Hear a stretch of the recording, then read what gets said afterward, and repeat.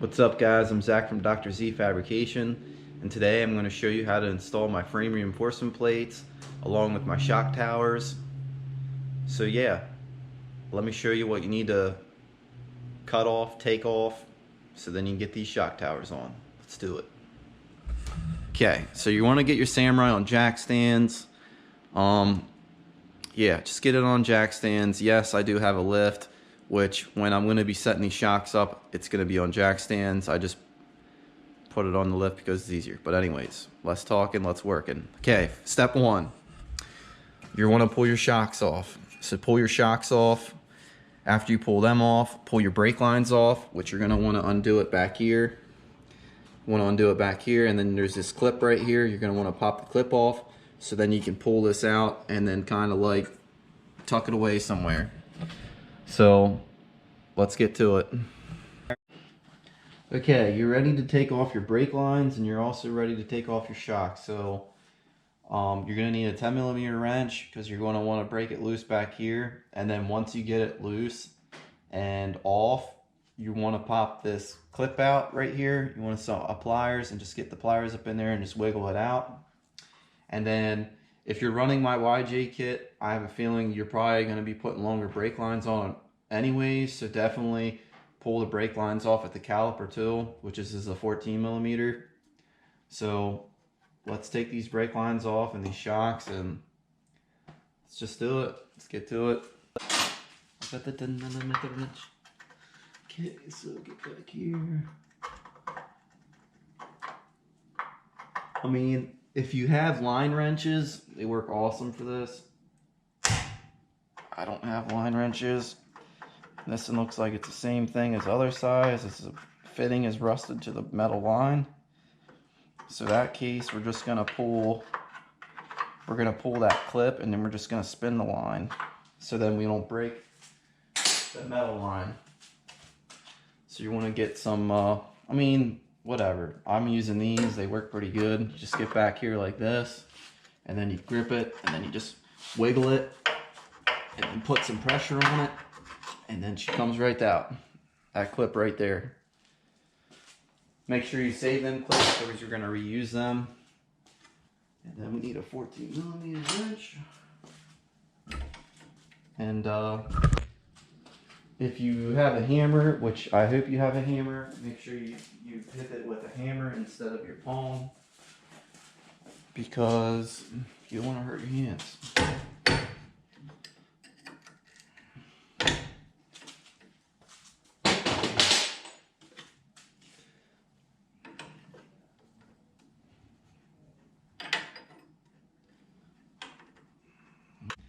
Got it off the caliper. And now you just want to pull it out and spin it. Okay, that's out. Okay, and then I'll spray this fitting down on this metal line and see if I can get it broke loose, so when I go to reinstall it, it's an easier installation for the new lines. But I mean, it's off and it's out of the way. Next step, you want to take your shocks off.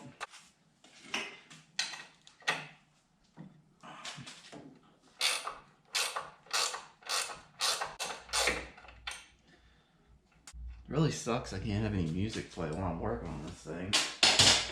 Okay, hopefully this doesn't get sketchy like the other side. Holy shit.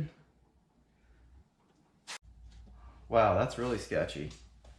That's some pretty sketchy stuff right there, bud. Okay, once you get the brake lines off and the shocks off, you're gonna wanna get a cutoff wheel, or I mean, this is what I use. Milwaukee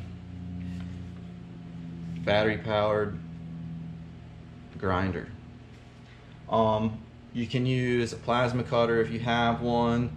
You can use an air chisel. I've seen people use them. They seem like they work pretty good. I don't have one, so I don't know how they work. But I usually use a cutoff wheel. I do have a plasma cutter, but I prefer to use a cutoff wheel because I can get a closer cut. And yeah, it's what I prefer to use. So let me get this camera off this tripod and I'll get in here close so then I can show you exactly where to cut. Also, if you have a Sawzall, you could try use a Sawzall.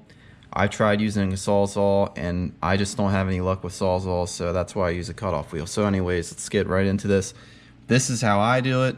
You can do it however you want, because at the end of the day, as long as this shit's off the frame, that's all that matters. So this is what I do. I usually come in with a cutoff wheel, and then I usually cut right here down, and then I usually try to get like a chisel or something, and I get the chisel in between the weld since it's cut through, and then I try to bend this piece, and then back here it's welded too. I try to just keep bending it back and forth until I snap this weld back here. So once I get this off, then I can get in here, and then I usually cut this down through here, and then I usually come up here and then I cut here, because on the back side of in here, it's not welded to the frame at all. So it's welded here and then here, and then once you get them off, I'll show you what else to do. Well, actually, once you get cut here and here, I usually come down here and then I cut straight across. See if I can show you down from this angle. I usually cut here the whole way across, and then it usually comes right off. So once that's off, then I can come in here, and then back in here, it's welded. I think it's welded back in there. Yeah, I think it's welded. But I usually come, I mean, you can probably come in here and just cut like the whole way up into here, like cut around it, and then this piece will be left, and then you have to do some serious grinding to get it off. So that's pretty much how I do it. Like I said, you can do it however you want.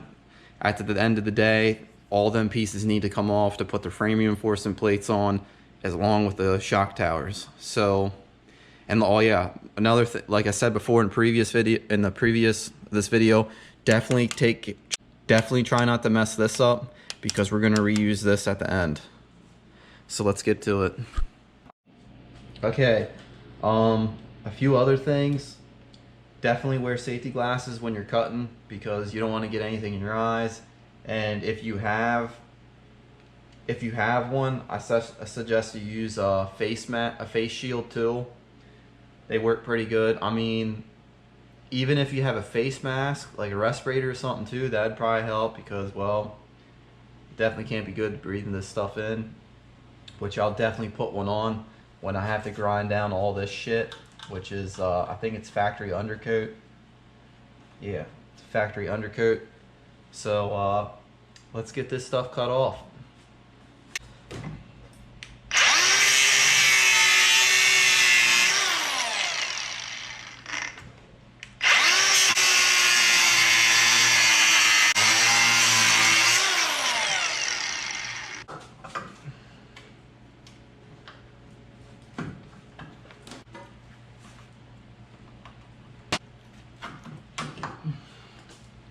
Like, yeah, it's a little bent, but we'll straighten that out.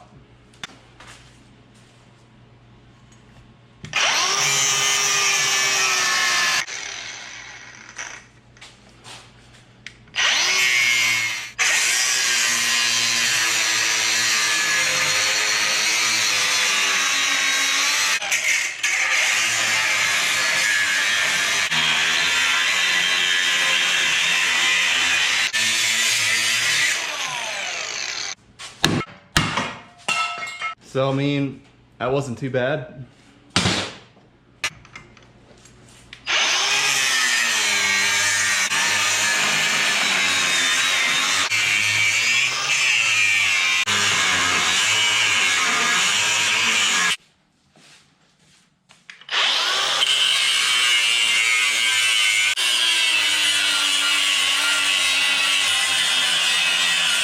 Okay, what I used to grind this stuff down is a sanding disc. It's a 36 grit sanding disc. I feel like these work better than grinding disc for some stuff. For this application, a sanding disc works good. You could use, like I said, you could use a grinding disc, you could use a flap disc, anything to pretty much get this down. I use these because they are a lot cheaper to use than grinding disc, flap disc. So that's why I use these. They're cheaper. They work just as good, if not better. I feel like you can get a better like a flat surface ground down faster with these. So that's why I use these. You can use whatever you want. So let's get this shit done.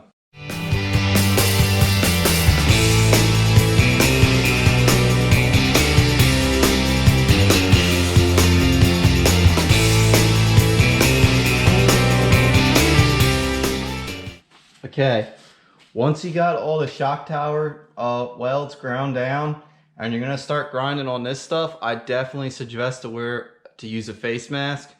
This shit is horrible, so definitely use a face mask.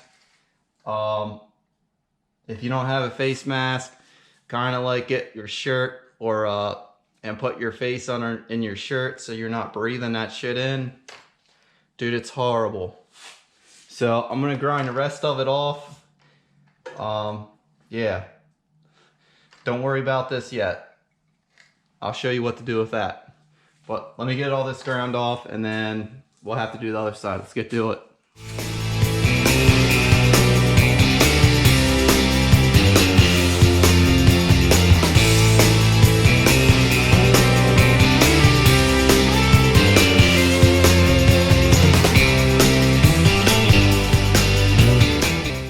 Okay, once you get your frame ground down and all smooth, and this piece down here is still left over, this is how I do it. Like I said, this is how I do it. So you want to get a hammer, and then you're going to want to back this back up. Okay, so when you beat that back up, I usually come with the welder, and then I weld this, and then I grind it back down so it's all nice and sealed. I mean, that, like I said, this is how I do it. You can do it however you want because it's your samurai, not mine. So we got that done and the whole frame's cleaned up. So I'm gonna go to the other side and I'll probably just do like a time-elapse just to get it done because I showed you how to do this side. The other side's the same way. So yeah, let's get this shit done.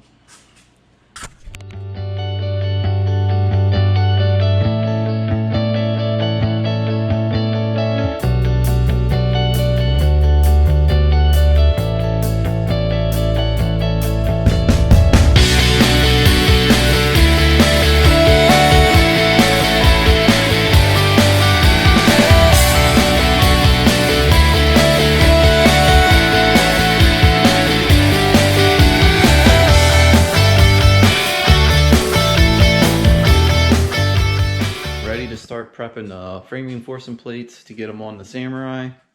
So some of you might not know what my stuff look like. I'll show you that before I prep the frame plate. So let me show you. So here's my parts. These are my shock towers. They were designed and built off a samurai.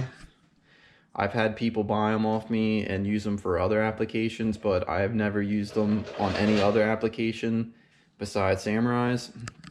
And here's the frame reinforcement plates. As you can see, like this side, there's no like slag on it. But then when you flip it over, there's like some slag. So this is, I'm gonna call this the dirty side, okay? So you're gonna wanna grind all this stuff with a sanding disc, flap disc, whatever you want to use, just to clean it up. So we're gonna grind the whole piece so it's all nice and flat. Yeah, I guess that would work, flat. And then after we get that done, we're gonna come back and we're gonna flip it up. And this edge right here, we're gonna just polish this edge, just to get this. It's not slag, it's I forget what you would call it when it comes off the plasma table. Well, when I did this before on my first samurai, when I welded this to it, it started to get a bunch of porosity in the weld, and I never could figure it out until I did it again, and then I ground this down and it worked really good. So grind the top and then the bottoms and then also the ends. so when you weld it, it's nice and good and clean weld. So let me get these prepped and then we'll throw them on. So let's get her done.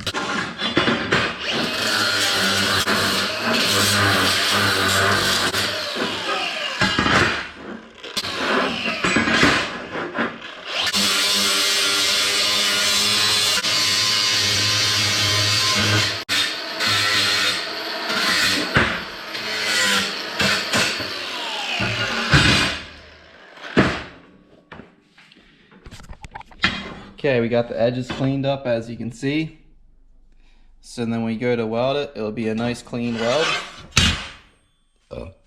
Another thing, I actually had a guy that bought these and actually gave me the idea of it. It's actually pretty good idea.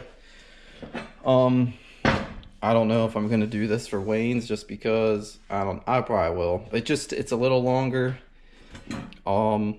He painted the back side of them before he put them on, because when you put these on, they're really hard to paint because you can't get behind it. So my plan was to maybe get some like tape and tape off like here, and then flip it and do the other side too. Like tape that off from like here to here, because you're going to be welding here. So I might do that and then paint the back side of these and then wait till they dry and then I can get them on. So that's another tip. I mean, if you want to do that, you can. You don't really have to. I don't know. Yes, it is another step, but whatever. So I'm gonna get these prepped a while and get them taped up and get the back of them painted, so then when I'm done fitting these and getting these almost welded on, these will be dry and then I can get them mocked up and get them placed. So let's get to it. Okay, when you're ready to install your frame reinforcement plates, you're definitely going to need some sort of clamps, which I usually use these. They're just Irwin. I mean, I'm pretty sure they're for wood, but they work pretty good for this still. So I guess I'll get this plate where I want it.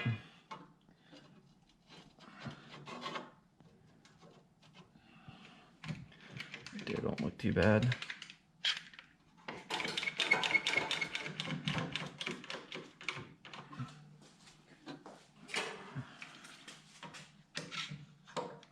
Here. Okay, so I mean, you just pretty much eyeball it. You get it pretty close. Doesn't have to be too perfect. So I mean, there it looks pretty good. I mean, I'm pretty happy with that. I mean, I didn't weld this yet because I can come back and weld it whenever and then just grind it, which I'll probably do that when I'm welding this, when I'm welding the plate on. So I'll do that then. So yes, I mean, that looks good. Looks good. So let me get my welder hooked up and let's get this thing tacked on. Okay, what I like to do is I like to tack it in a few spots so then I know it's good and it doesn't warp when you're welding it. So we'll do like here first, and we'll go up here.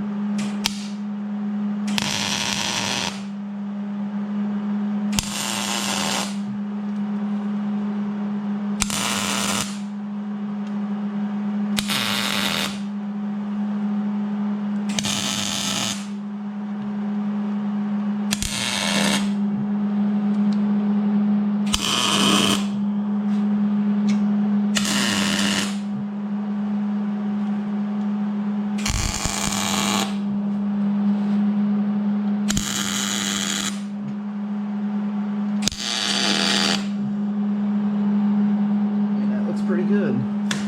So you can pop your clamps off. So let me see if I can weld this bottom.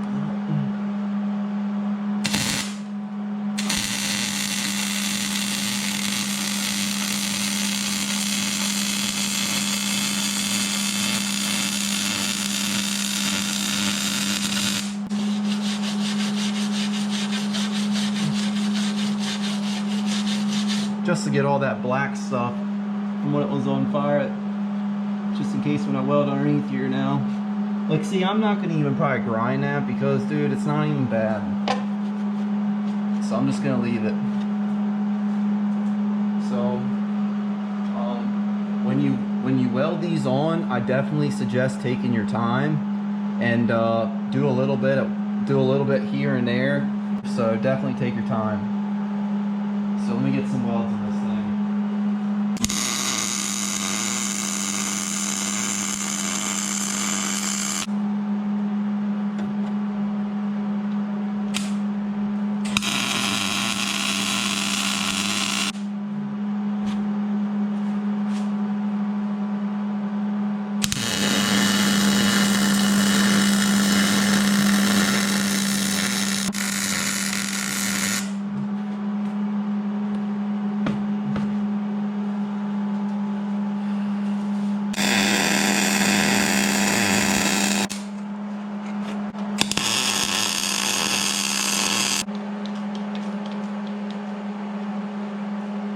Put another one in the middle here because it's not pulled against it. Where is that back? There it is. I guess it was. Okay, so I mean, I'm happy with the back. Let's see if I can put the front down a little bit.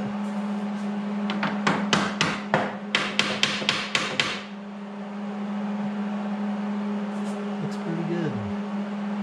I mean, I did round the frame off a little bit up here, but whatever, because I was trying to get all this undercoat off, because you want to get that far away as possible, because when you're welding it, like as you saw on the other side, it starts catching fire, and if that gets in your weld, like when you're welding, it will make your weld get porosity in it, so you don't want that. So let's get this thing tacked up.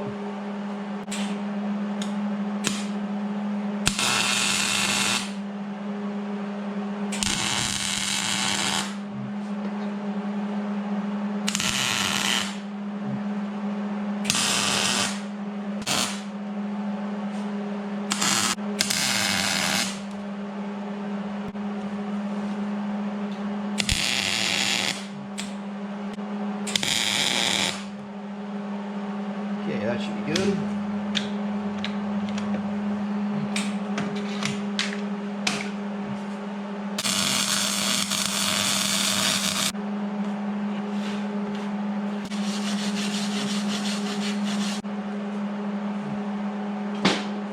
So, I'm gonna throw some welds on these things and try to get them done.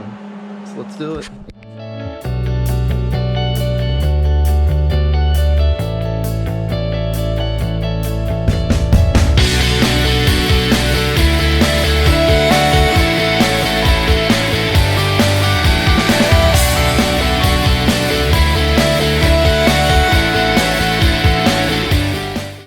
I got the frame reinforcement plates all welded on, so let's check it out. I mean, I just threw the shock on here just to see where I'm gonna be. I mean, right now, the suspension's full dropped out, so don't worry about that. Yeah, we're not there yet. We're not there yet. I just threw it on there just because I'm waiting for paint to dry. But anyways, here's the plates welded on. I mean, it's hard to see because it's a little dark underneath here. See some of my welds. I mean, I'm not a professional welder. I feel like there's definitely room for improvement for me, but I don't know. All you can do is just keep doing it, and that's all you can do. I feel like this side turned out a little nicer. It's kind of a bitch to weld, even with this lift. Like, I like it, but dude, it just doesn't go up high enough. Because if you look where my forehead is and the top of the fender, so when I have to go underneath here to weld, I'm like crouched down underneath here and my back's starting to hurt, and I'm like, oh god, my back. So yeah, I feel like if I was more comfortable, I could probably welded better, but I don't know, it's not horrible. So frame reinforcements were fully welded on, so I'm waiting for the paint to dry for the shock towers before I can throw them on. So while I'm waiting for them to dry, I'm gonna put the Samurai down off the lift and put it on jack stands, because when you want to set up your shocks, you want to set the shocks up while it's at ride height with the weight on it. So I'm going to get it down off the lift and get it on jack stands, and get also make sure you get it level when you put it on jack stands, because when you go mount the shock on the passenger side and it's not level, you're going to go to the other side, you're like, why is the shock shaft showing another 3/4 of an inch longer than the other side?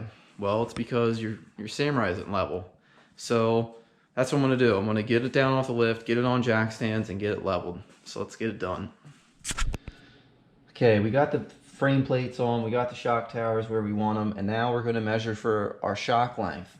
Some things that come into play for shock length is, one, what kind of riding what kind of wheeling do you do? Do you do a bunch of rock crawling? Tire size? There's a lot of variables that go into it. I'm going to show you the way I do it, and I feel like the way I do it, it works for my applications, because, well, I'm not ramping them, I'm not jumping them, I'm not racing them. They are daily drivers / mild wheelers. So this is how I do it. So you want to get your shock tower where you want it, which I set the shock towers up at ride height, because you want the shock in the center of the shock tower at ride height, because when you go to flex out, as in when this drops out, the shock's either going to go this way. Is that right?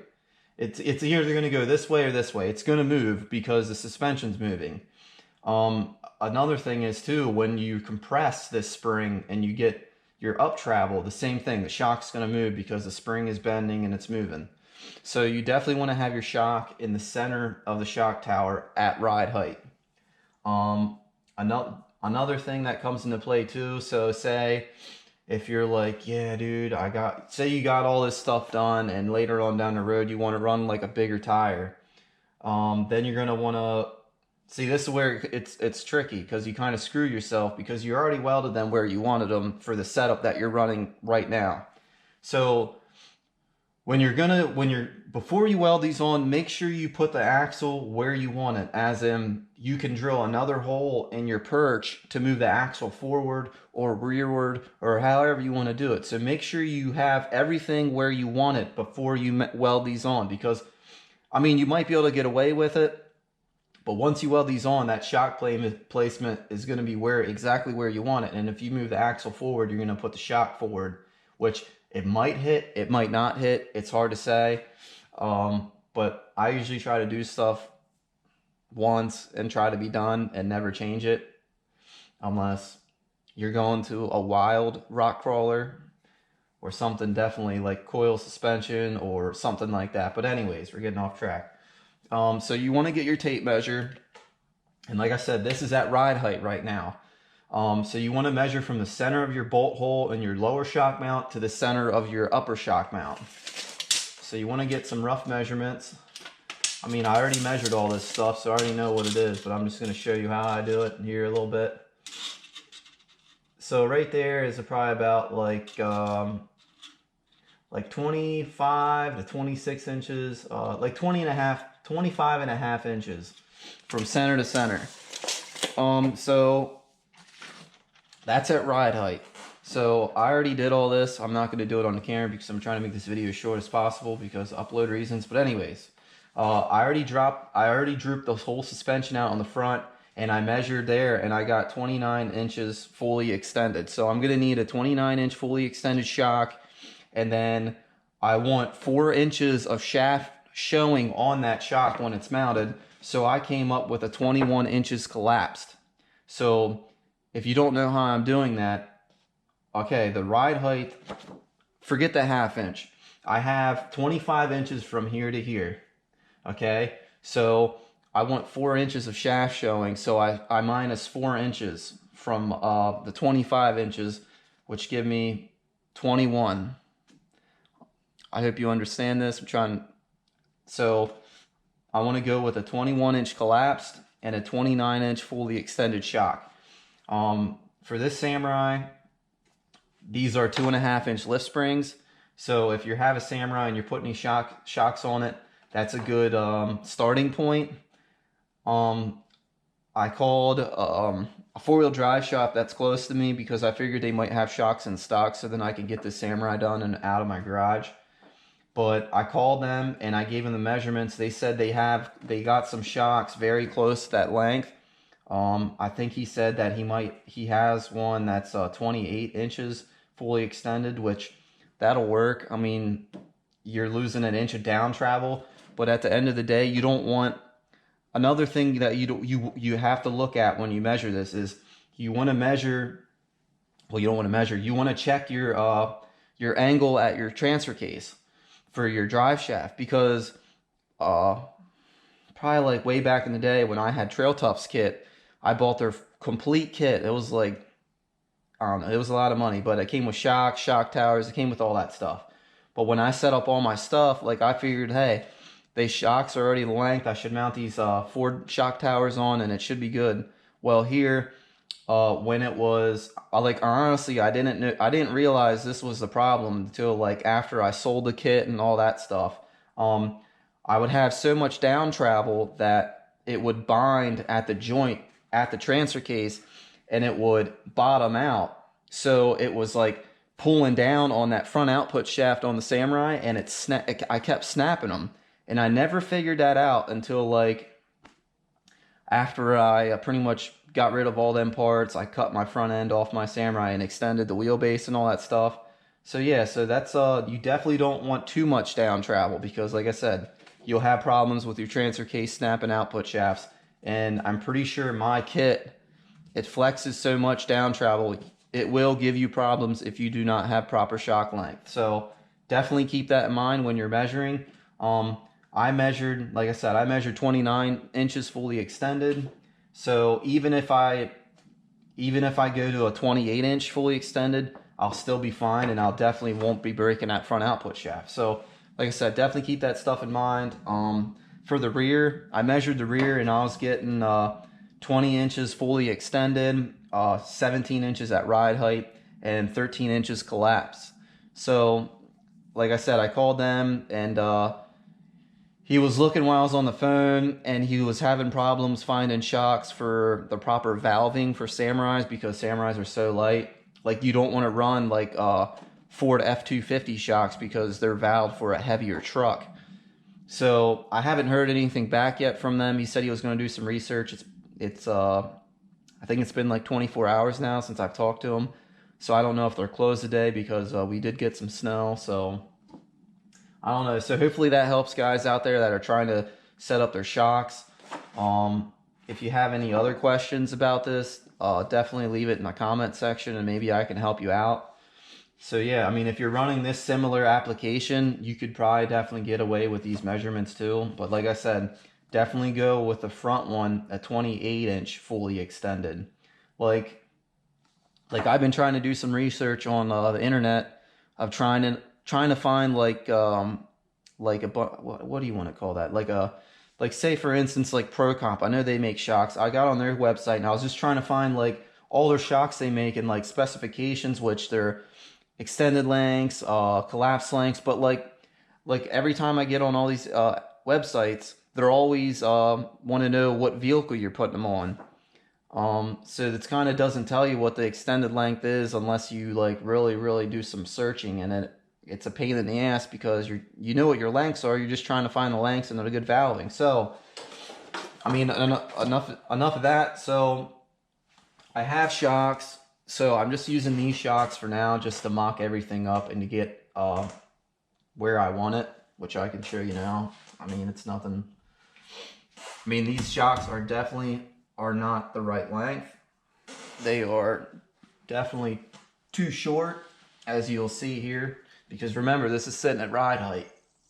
And when you set your shocks up, you definitely want to make sure that your Samurai is level, because if it's not level, it will throw your measurements off. So as you can see here, yeah, like look how much shaft I have showing. That's a lot. Like I want like this much shaft showing at ride height. Let me see if I can get a measure of that without it falling. So yeah, this is like 9 and 5/8. of shaft showing. Yeah, so I want like half of that. I mean, if you do a lot of rock crawling and you really don't need a lot of shaft showing, I usually go anywhere between 3 to 4 inches of shaft showing because, well, when you're running like a spring under rig and you're running like a big tire, I know this is probably not the correct way, but if you're running like a 33 and you have like 4 inches before it hits your fender well, I would run like a 3 inches of up travel because, well, Samurais are getting harder to find where I'm at, and it's really hard for me to cut them out to have the proper tire clearance for more up travel. So yeah, so that's kind of why I just bump stop it. So yeah, so you don't have to cut it out as much. But so that's pretty much how I set up shocks. Like I said, if you have questions, put it down in the comment section or email me. My email address is Dr.Z period. Oh, actually, I have to say Dr.Z Fabrication at AOL.com, or you can go to my website, which is drzfab.com, and you can send my emails in there. You can send me an email through there. But yeah, so I'm going to get these towers lined up center of the shock, get them tacked on, and then hopefully I get both of them on. They will call me back and they hopefully can find some shocks and we can get them ordered. So yeah, let's get to it. Okay, I got the shock tower where I want it. I got the shock in the center of the shock tower.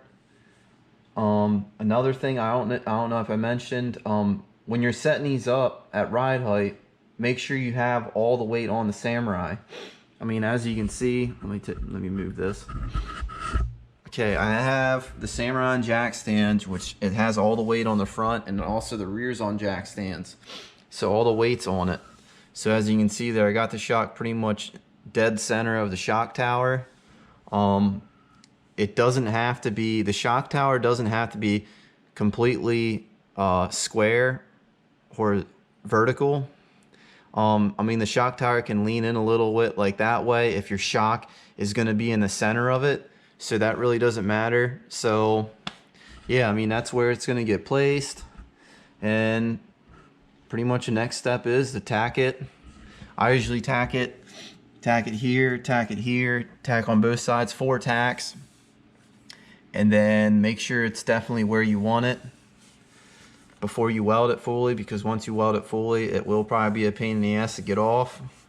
This circle right here is a welding point too, so you weld inside.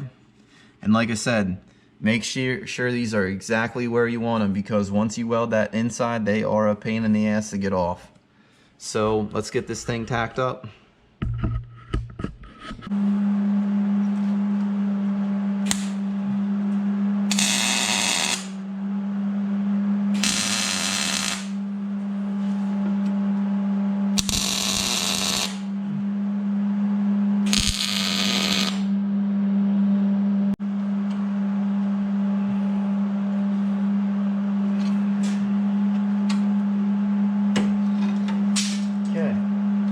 Pretty much just like that easy.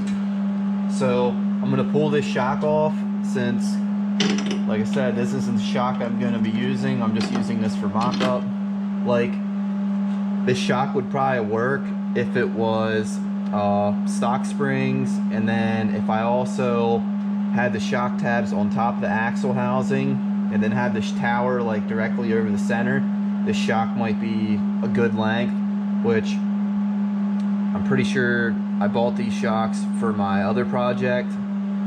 So yeah, but they work pretty good for mock-up. So let's get this shock off and get to the other side.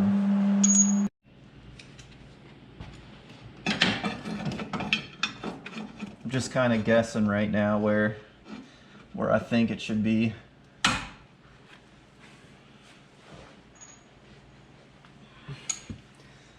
Just guessing right now.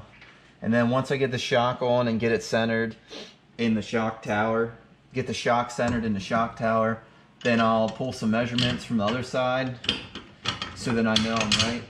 Well, similar to the passenger side.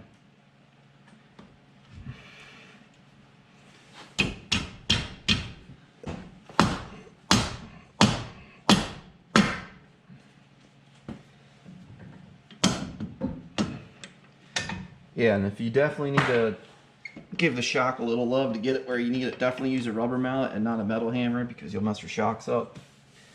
Okay, so that definitely doesn't look anywhere close from the other side. So let me loosen this up.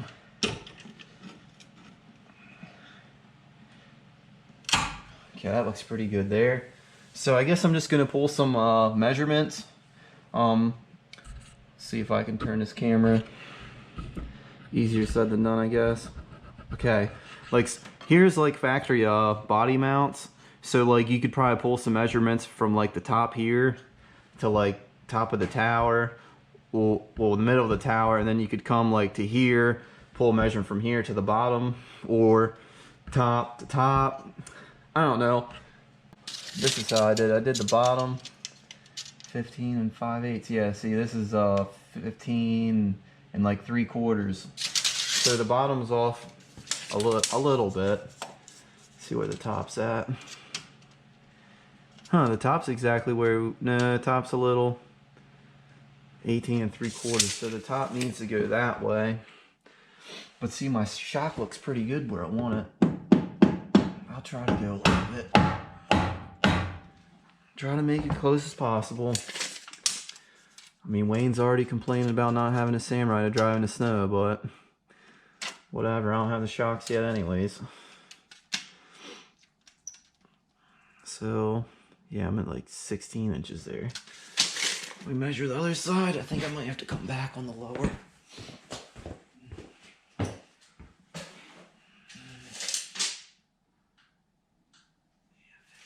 So the bottom's off by a 1/2 inch. Let's see if I can get this thing pretty good and close.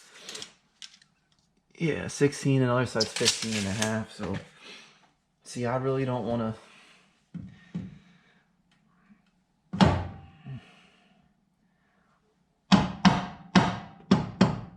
That looks pretty close.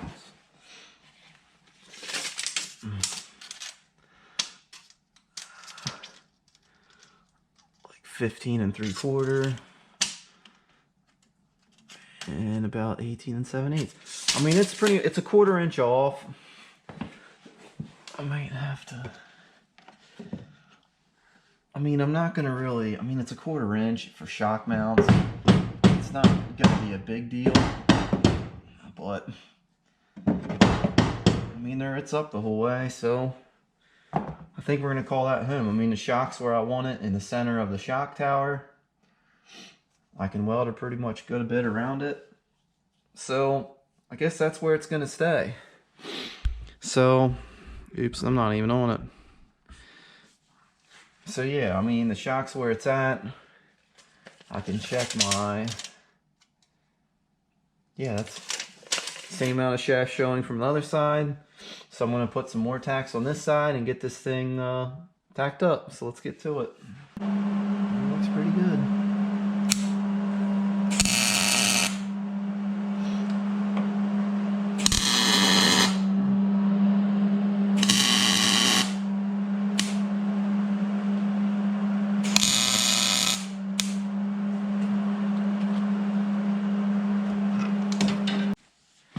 Okay, so we got the shock tower tacked up where we want it.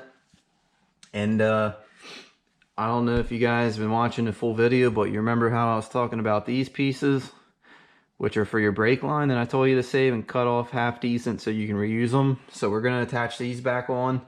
I'm gonna grind them all down so they look nice and pretty.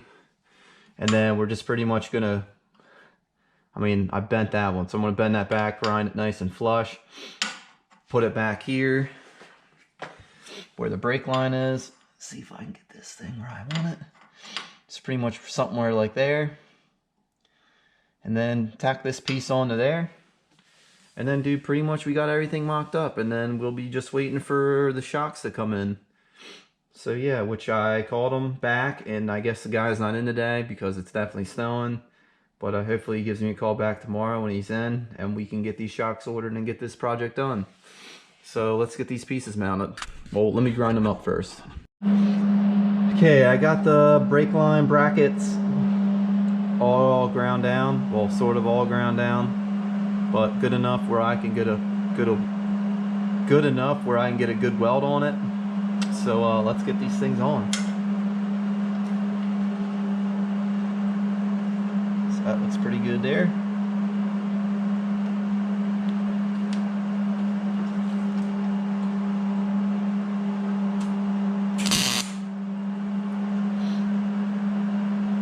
Perfect.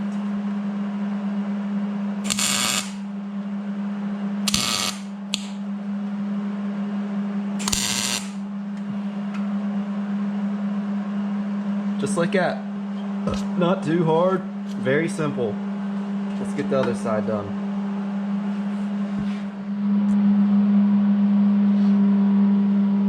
I mean, if you want to be very particular, I mean, you can measure these out on each side too, so then it's right.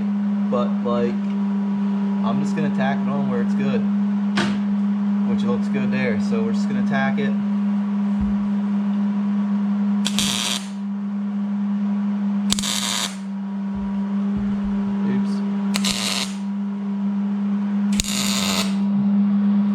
Okay, so there we go, dude. Simple as that. And we'll do some welds on it, and then we can pretty much paint it all up, put our new brake lines back on, put the clips back in the brake lines once we get these from not being rusted up and not being able to turn. So we'll get them all unrusted up, get that all back on.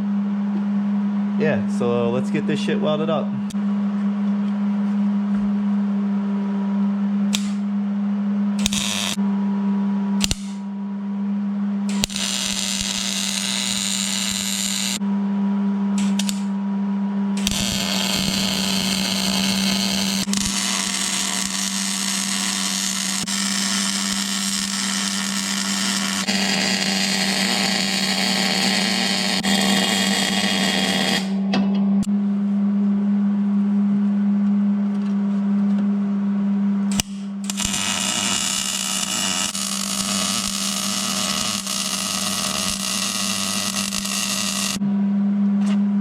I mean, there's our main welds on the outside and underneath.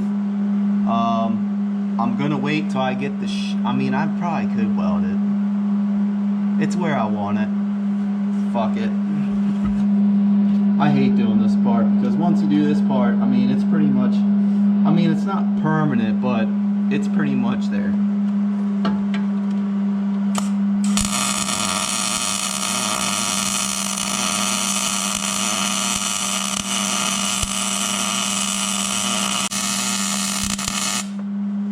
Okay, well, so we'll let this side sit. We'll go weld the other side.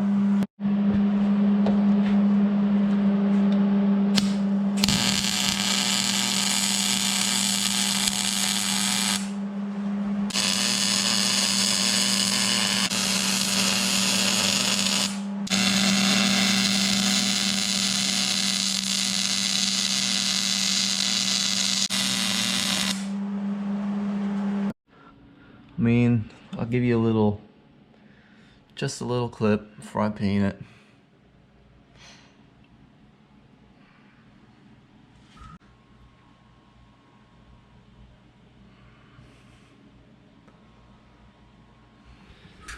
Okay, I got this side all done. I ran out of paint, but it turned out pretty good. I mean, I still, like I said, still needs some more paint on this side. I like to give it a good bit of, few coats, just so then it doesn't rust. But yeah, I mean, that's pretty much it, guys. I mean, it's not that hard to install them if you have a welder. I mean, if you have a buddy that has a welder, it's not that complicated. So don't make it out harder than what it has to be. But anyways, I don't know if I'm gonna be able to get. I guess I could try to do that. So once I get the shocks mounted and the brake lines mounted, I'll give you a final walk around, and then this project will be wrapped up. I finally got the shocks. I got them installed. I was gonna do a video on that, but I shouldn't have to show you how to put shocks on. Besides, this video is probably gonna be long already. So I got the shocks on.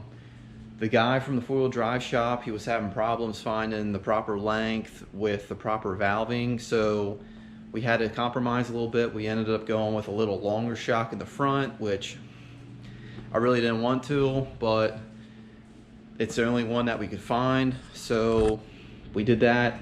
He could find the proper lengths that I needed, but they would be very stiff valving because they were for like an F-250 truck, which is definitely too much valving for a little Samurai. So we went with I think they're for a Ford Ranger for the front shocks for valving wise, and then I'm pretty sure the rear shocks are for a CJ. I think he said a CJ. So I mean, I'll show you the rear and then I'll go to the front, so let's check it out. So here you can see I got the shocks mounted in the back. They're BDS shocks, the NX2 Nitro Series shocks. That's pretty much what they handle, and they say they're really good shocks. Also, you can see the brake line I got on there. I had to put a longer brake line on since he's got longer shocks now. It's definitely going to have more travel. Here's the front. Also got the brake lines on the front.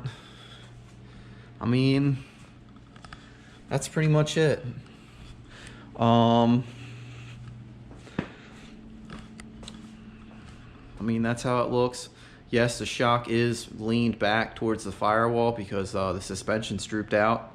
And like I said in the other clip, where you want to set your shocks up at ride height, so then the shocks are in the center of the shock tower at ride height. Well, I finally got the Samurai done. I took it around my shop just to see how it rides with the new shocks, and it rides pretty good. It's definitely a big improvement over the stock shocks that were on it.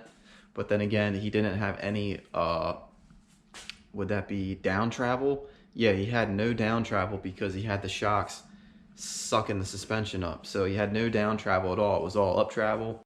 I mean, that's pretty much it for this video. If you like this video, like it. If you want to see more of my videos and me installing some of my products onto Samurais, definitely subscribe. And as always, thanks for watching.